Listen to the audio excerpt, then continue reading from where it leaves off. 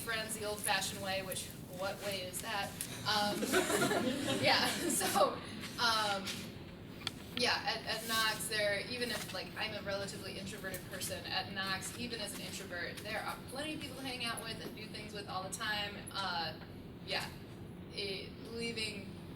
finally leaving my internship, after that, like, I had to actually work to, like, have friends. And I do now, I have a fulfilling social life, but it's not something that just happens.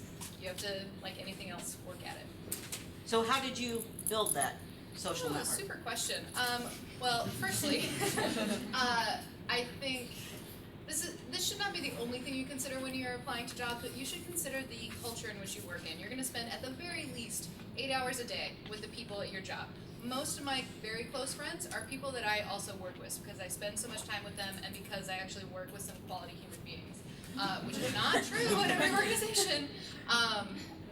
So that was a big part of it. I also spent a lot of time volunteering for things that were important to me, because they were important to me, but also, like, as a volunteer, oftentimes you spend a lot of time with other people. And for me, personally at least, I do a lot better when, like, there's something going on and I'm building relationships with somebody. I don't do very well, like, going out to a bar and just meeting people over a beer or whatever. If I already know you, yeah, let's do that. Great. I'm not going to meet new people that way.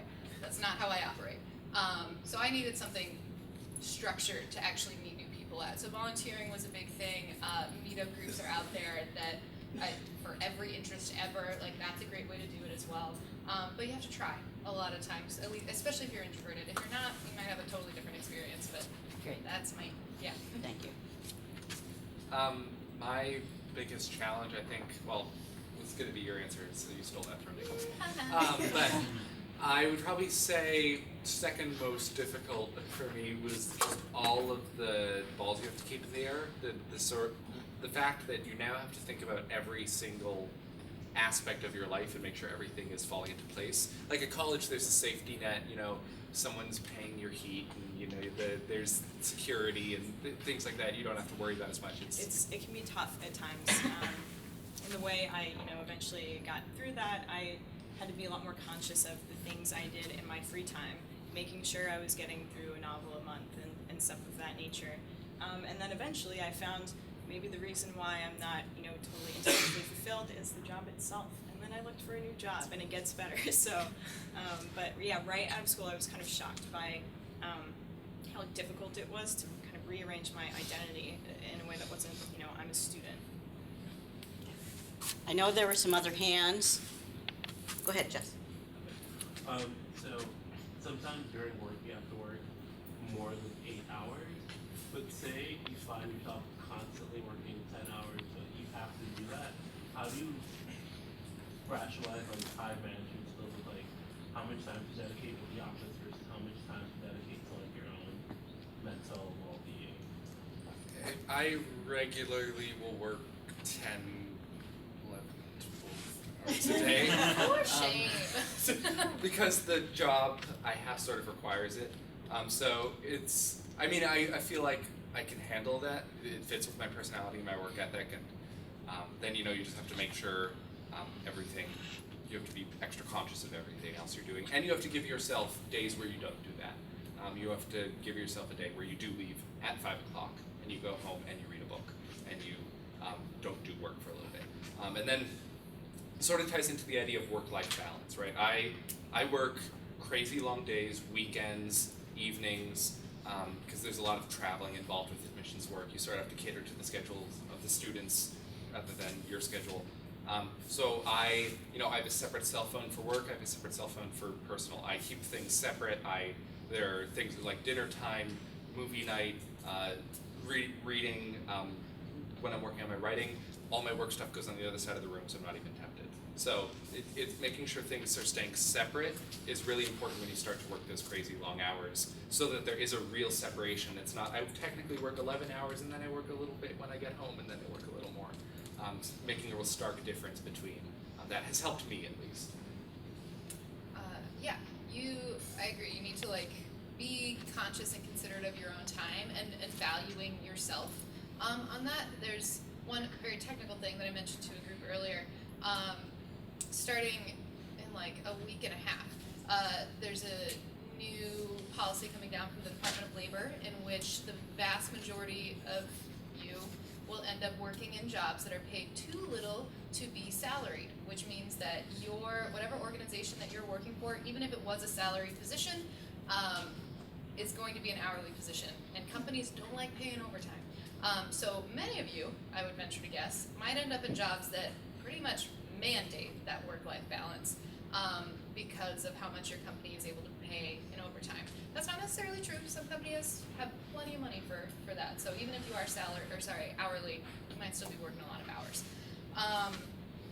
That being said, with work-life balance, you need to make decisions on what's important to you. You guys are all young. You're starting out. You for the most part, I'm assuming, don't have families. I am assuming many of you are not married.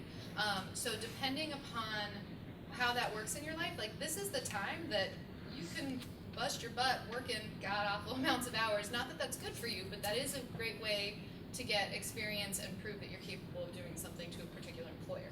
That being said, I personally definitely did it that way, and it was challenging. In the last 2 or 3 years of my life, I have actively practiced saying no, and I've gotten really good at it. And there will come a time in your life, even if you dive face first into working and all those hours and stuff, there will come a time where you need to start saying no, and you need to start prioritizing other elements of your life, and you need to be well enough in tune with yourself and your own needs that you can start employing that. It's not easy, especially when you first start, but right now, I'm really great at saying no. Last week, one of my peers actually complimented me on it and admired my no-saying abilities. I was like, yeah, I worked really hard on that. So you'll get to a point where you need to do it, and you have to do it.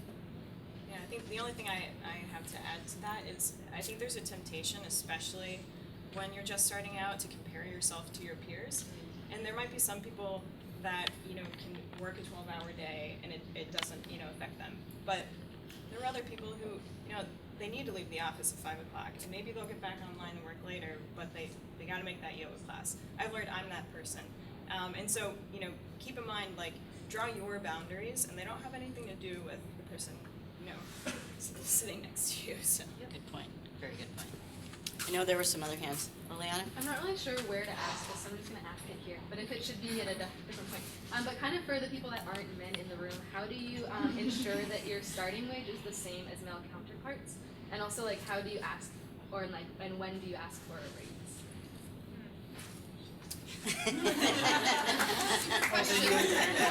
Colton, you want to take that one? Yeah, as a white male, figure this one out. As the white male in the room. That's a great question, and I don't have a great answer. It's not completely inappropriate to address those questions, especially not necessarily during the interview process, although if there is, feels like an appropriate moment to ask those questions, do it. I'd say the more appropriate time to start hitting on that is once you've gotten a job offer. Most companies have not done a breakdown of how much their male employees are making compared to their female employees in the same job. That's not something many organizations do. That doesn't mean that the disparity isn't there. Usually it is. You can ask them about it, and that's going to put it on their radar. For the most part, they're not going to have an answer for you, or at least a satisfying answer for you. But the first step is actually showing them that it's important. That being said, I would challenge all of the men in here to do exactly the same thing. Nobody cares what you think. You guys have to stand up for a lot of that too. Same thing is said for maternity leave policies within an organization. Regardless of what your plans are for the next 5, 6, whatever years of your life, I always ask what their policies are concerning maternity leave. I'm almost always disappointed, but organizations are not going to implement those things unless they are something that is very clearly important to their employees. I don't know. Negotiating is hard. I think asking those questions is important. You're not always going to end up with something that is satisfying to you, but you have to have those conversations to get anywhere in the first place. And, there's I haven't quite been able to parse out yet how to figure out, what the guy next to me is making and what I'm making. that's difficult, but you can do some practical things, like just doing your research to find out what's the median salary for this position in this industry. And there's plenty of literature out there on that. So I've utilized that. Glassdoor, I've utilized to get a sense for what other business capture managers in my industry are making, and I've utilized that, and it's been a pretty practical way, I think, to approach negotiating salary. What Good. about the raise part? Like, when do you ask for a raise? Whenever you feel it is appropriate for what you've contributed to the organization. And that's different for everybody. You might be at an organization for 2 or 3 years, but your job hasn't really changed much, and I mean, depending upon who you are, you might not have contributed a whole lot to that job. That doesn't warrant a raise. But you come in and you've completely turned, like I did this. You completely turn over the volunteer program that they're operating. I increased their volunteer hours by 150%. Those stats, I know that stat because it was important to me saying, I've done this for your organization. Here are some actual, like, hard evidence of what I've done. Give me more money. I'm worth it. So hard statistics, and it's best to line it up with actual accomplishments. If you're just doing it any old time, most organizations have a calendar for when they're doing performance reviews, and that's usually linked to when they're giving raises. So, like, that time is already built into your schedule. If you're doing it outside of that schedule, you need to have something very clearly linked to accomplishments that you've achieved. I just want to add one thing. When you're doing the interview process, find out if they have performance reviews. Okay, because I think that that's really important for you to know how often they conduct those, because your quality kind of shows through on a performance evaluation, because then you have those results that back up that data. I just want to throw that in. Yeah, no, that's actually where I was going as well. While you're interviewing, remember, like, you're trying to figure out if they're a good fit for you, not just are you a good fit for them. And so you can ask specifically about, training, how they evaluate, to kind of get an idea for what kind of company is this. Do they support growth? If they do, and if they have a pretty, regimented annual review, that's a perfect opportunity for you to start negotiating and asking for a raise. Yeah. When I was applying for jobs, a question I'd always ask in interviews was, what are the opportunities for career advancement within this position? So I could sort of get a feel for what my track might be, would I have to move to a different department in order to advance further, but the companies that I liked the most were always the ones that answered were very supportive of any career development. My company right now, my school that I work for, is very, because admissions can sort of be a transitionary job for a lot of people, is a very aware of the fact that this should be a professional development opportunity. So every step of the way, I even have my boss offering help with professional development, asking if there's anything we can be doing in whatever field I want to be going into. And so that's one thing that made it my dream job when I applied for it, was they were so accommodating of that. So be looking for that. Like you said, interviews are a two-way street more than you think. Okay. And then that also gives you an idea, of where the opportunities for raises and promotions and things might be. Like within my business, I learned through my interviews, it's usually when a title change occurs. So. Go ahead. So more of a question for you here, actually, but I take this as a compliment. You're like the reason why I'm here, because I read your thing online and I am a biology environmental studies person, and I'm also really interested in working at a non-profit. So let me,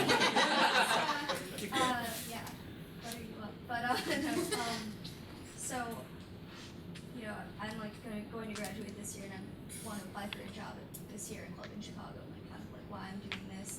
And so, like, how did you decide that you wanted to work for a non-for-profit? Because it is different than like working somewhere else. You're making that decision that you're completely different. It is very different. I am neurotic when it comes to making life decisions, big life decisions. When I chose Knox, I had 3 file boxes full of college information about all the colleges ever. I did the same thing when I was leaving Knox. My pre-Knox and like during Knox career, I had spent a lot of time volunteering in a lot of different organizations. One of my favorite ones that I did, I worked with the Carl Sandburg Literacy Coalition, which is a nonprofit, a lot of direct social service stuff that I was doing, and I knew that I really liked it. I knew I felt very fulfilled by it. So I just knew from my own experiences that at least for a while, and this has continued, that I really wanted to work in the nonprofit sector, doing some sort of like direct service, working with the people that I was going to have a direct impact upon. That was important to me. And it still is, quite honestly. That might not be the case for the rest of my life, especially, I'm not there yet, but like once I get married and have kids and like want a mortgage and all that kind of stuff, like my priorities might change. That's not where they are right now. I'm okay, and actually very happy with working in the nonprofit industry and not necessarily making as much money, but getting a lot of other benefits out of my career. That did take a lot of self-reflection. I spent a lot of time thinking about where my priorities were, what I really wanted, what was going to be most important to me in a career. From there, while I was in Knox still, I made a huge list. At this point, I used digital resources a lot more readily than when I was picking out my college. But I researched like every organization ever that I might want to work for. It was an exhaustive list. I did narrow it down, but as I continued, like I said, I had an internship right out of Knox at an educational organic farm out in California. While I was there, I continued following the handful of organizations that I was most interested in.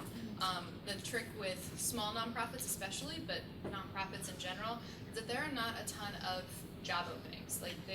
While there is a lot of turnover in them, most nonprofits, at least the ones I was looking at, are relatively small nonprofits, and nonprofits tend to be really heavy on volunteerism, like that's how nonprofits do things, and have a big network, like nonprofits need to raise money, all that kind of stuff, so they usually know the person that they're gonna hire or have an idea of some good candidates before they even open up a position. Because their networks are so big, because they are so deeply rooted in the community, which a good nonprofit is.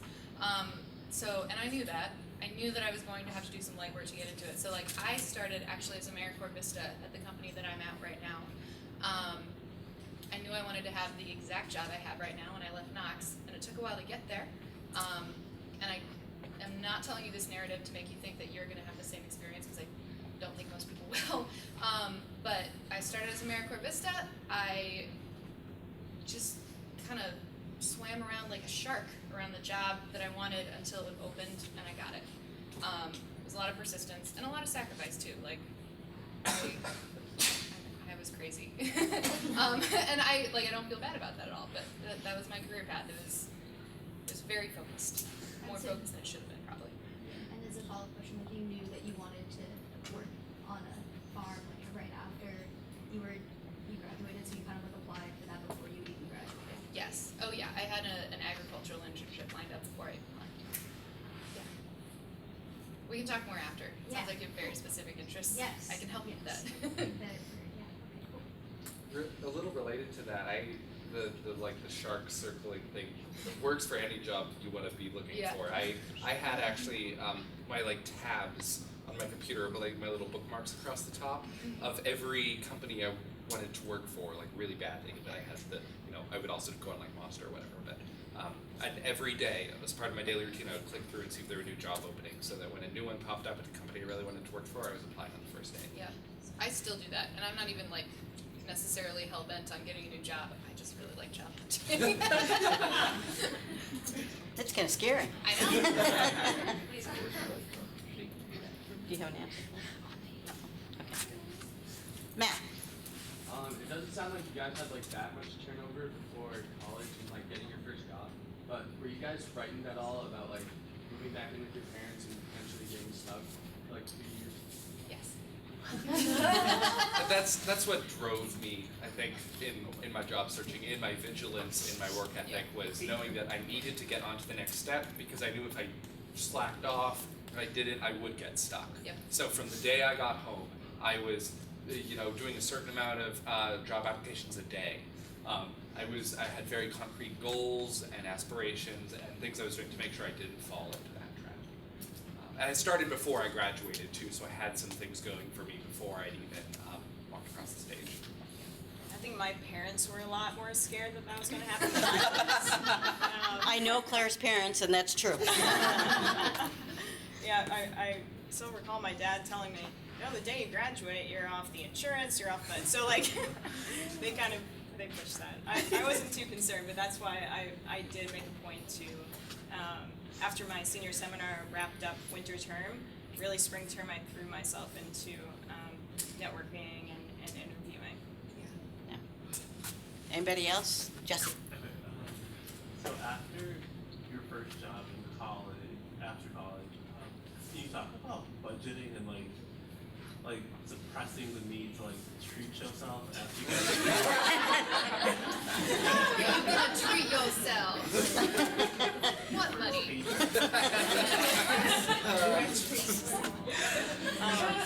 I think, so a really, I think, practical, a best practice that I found, because I still really like to treat myself, because I deserve it. And if you have a credit card, make sure you're paying it off every month. Don't carry a balance. And that's been key. And I haven't really had to worry too much about budgeting issues. Spreadsheets. Yep. Spreadsheets. I keep a spreadsheet of my budget for every single month with all of my expenses, my projected expenses, and my actual expenses. So I can see, I'm under budget. Here's $15 I can use to treat myself. And then, I'm over budget. I need to, just eat ramen for a little bit. Like, it helps sort of visualize things and figure things out. And there will be wiggle room there. It's just don't assume that it's there. Know that it's there. And then also be conscious of not just living month to month. I'm currently not treating myself very much because I'm working on saving up enough money that I have 6 months in savings in my bank account. So if I were to lose my job, if something were to go wrong with the economy, I know I could pay rent, pay my utility bills, and buy food for 6 months. And so that's sort of what I'm working towards right now. And it's a good strategy to have. You don't want to be sort of just flying by the seat of your pants, right? Yeah. I did the same thing. When I left, did I mention how neurotic I can be? I had some pretty intense, crazy budgeting via spreadsheets and all of that. I agree with the savings thing. On top of that, though, as soon as it's an option for you, you need to start buying into a 401k or 403b.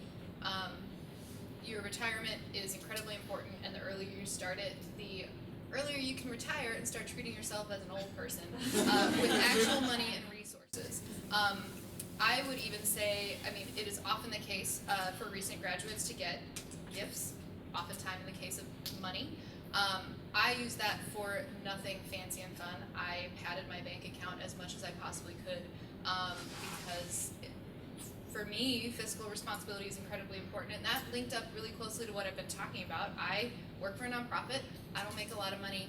I need to be really conscious of how I spend my money and really consider it. And if I lose my job tomorrow, I'm in really good shape, which I could not say for my coworkers, or at least all of them, because if you don't make a lot of money, you need to be super vigilant about how you manage it. And the thing is, a lot of retirement funds don't require a lot of money to set up. There's some of you in this room who could probably set them up right now. If you wanted to go home, set up a retirement fund.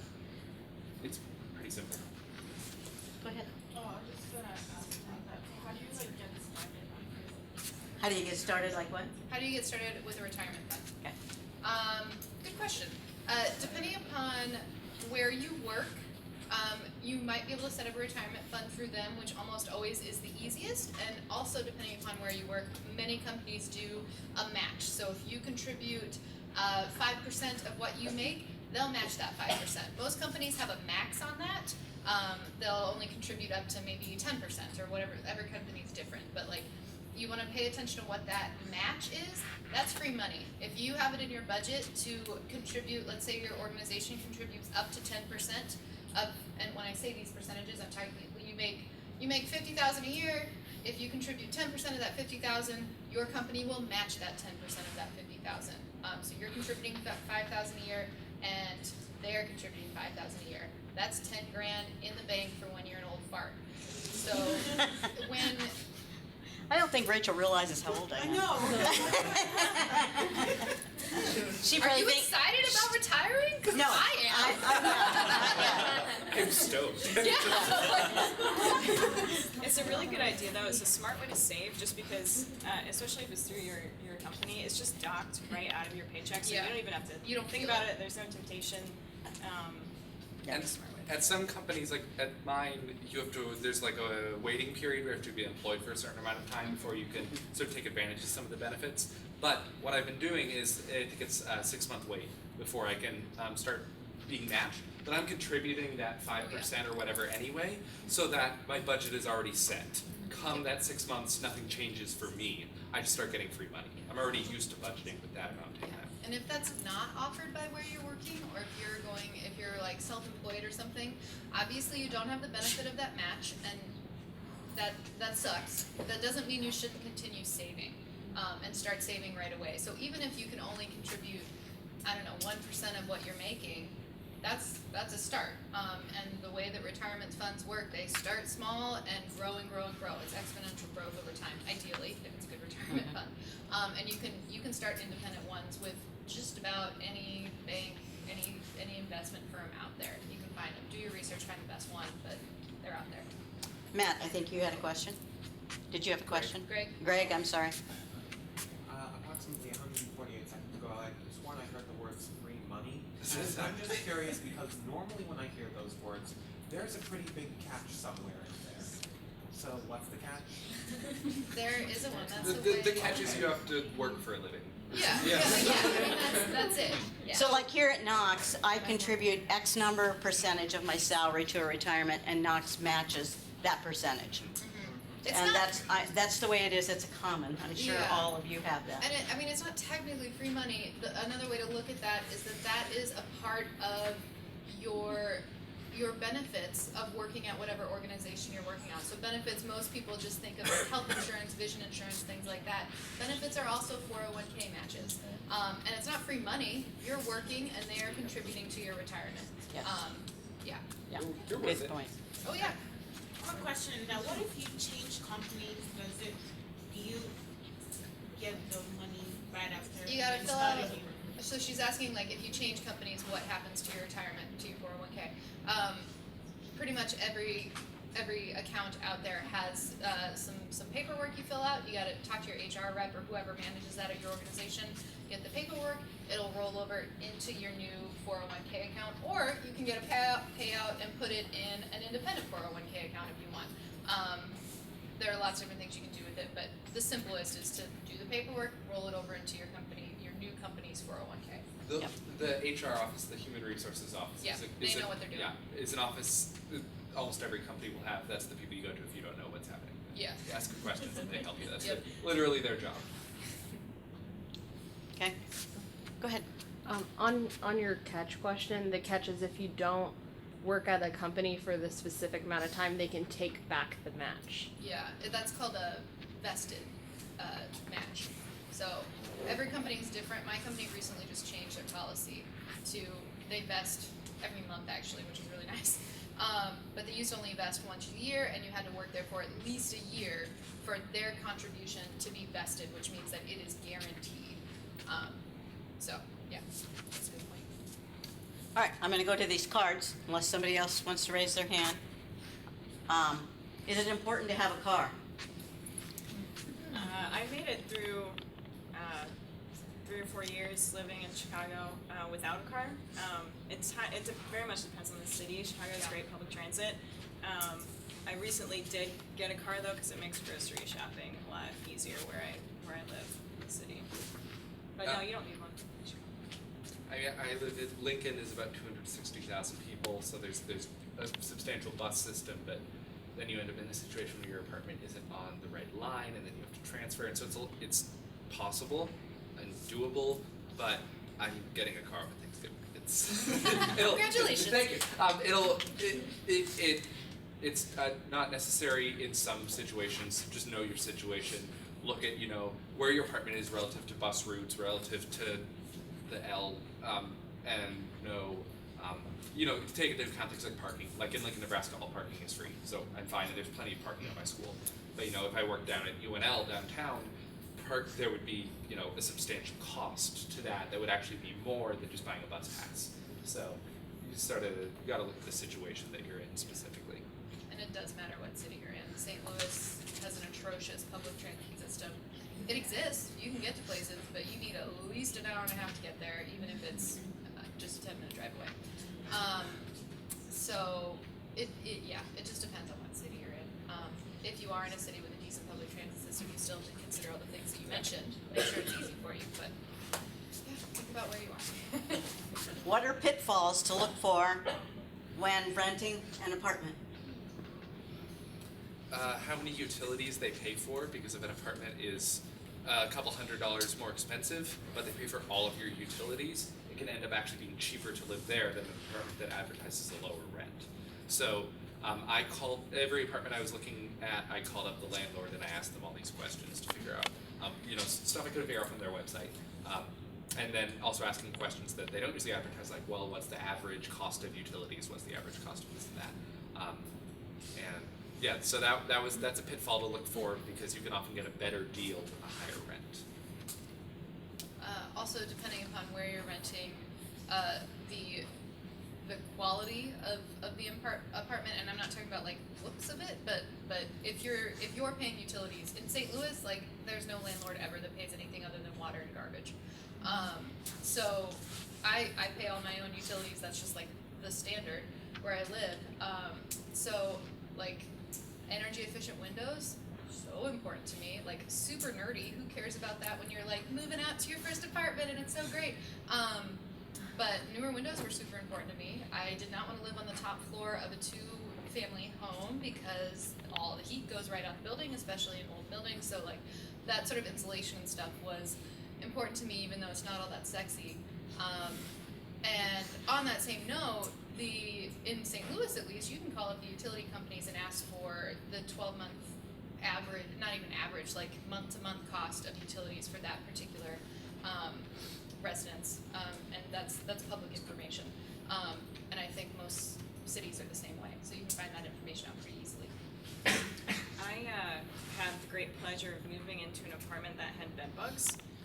Know your rights as a tenant, which you don't necessarily have to know unless something catastrophic like that happens.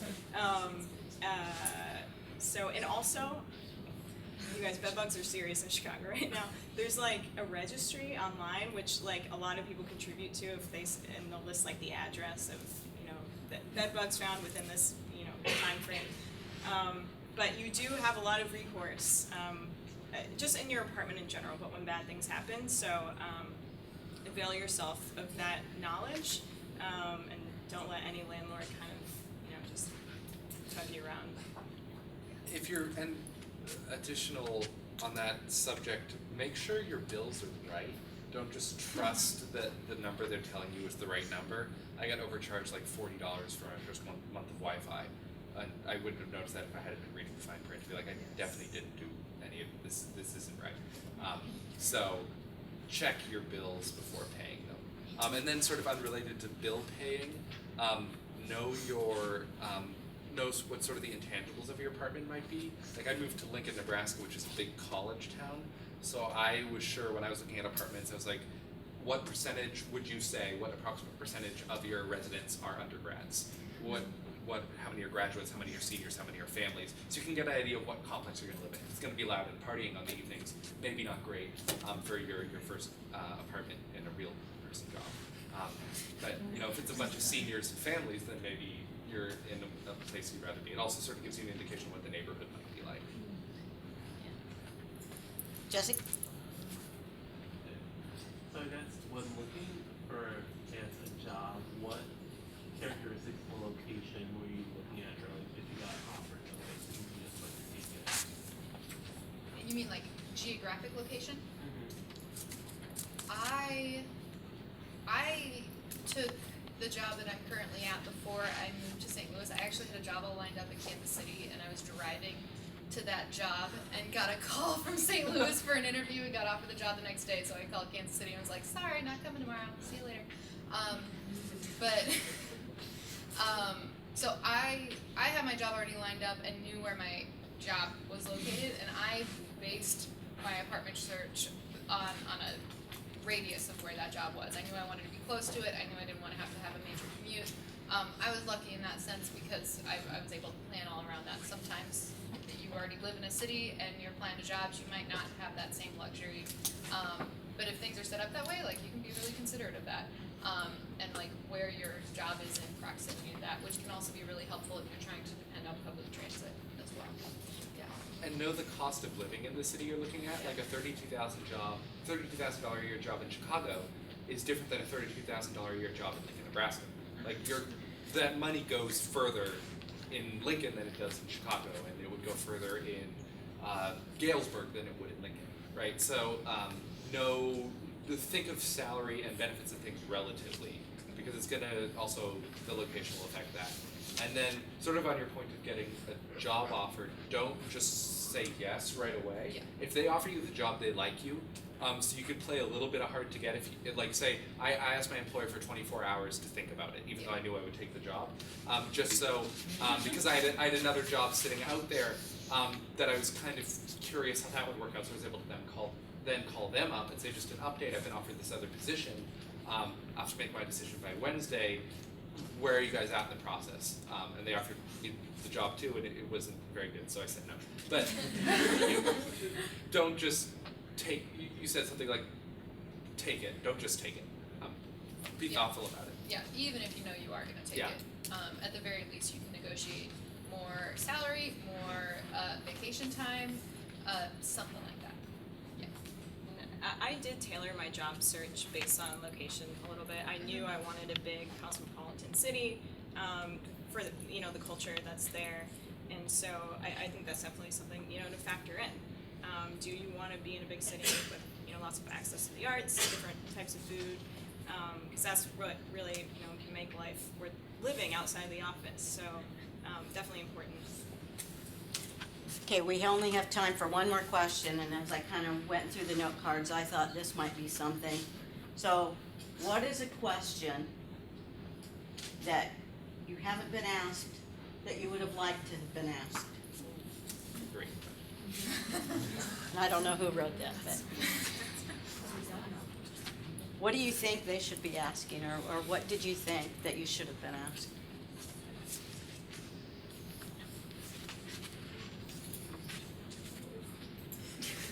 That's a really hard question. Can we go to another one? Maybe. Give us a question to think about that question. Yeah. What do you want us to take away? Like, what do you think we need to know?